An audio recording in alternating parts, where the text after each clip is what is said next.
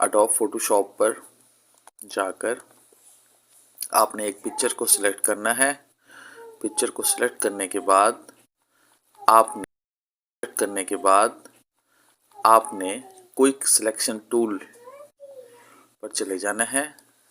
वहाँ जाकर आपने इसकी टॉलरेंस 0.6 कर देनी है और इसको सिलेक्ट कर देना है। फिर आपने सिलेक्ट में जाकर मॉडिफाई में जाना है। मॉडिफाई में आपने जाके एक्सपेंड जो सिलेक्शन है उसको आपने कर देना है 2।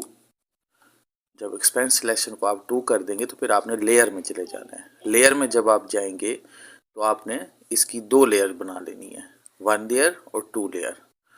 इसकी 2 लेयर्स आप बना लेंगे। फिर आपने इमेज में जाना है। इमेज में जाके एडजस्टमेंट में जाना है। एडजस्टमेंट में हाईलाइट में जाना है। ह्यू सिचुएशंस में जाकर आपने मास्टर्स में जाकर मोगिरेंट्स में जाकर आपने इजीली तौर पर इसके कलर्स को चेंज करना है। मतलब इसके कलर्स को हाई कर देना है।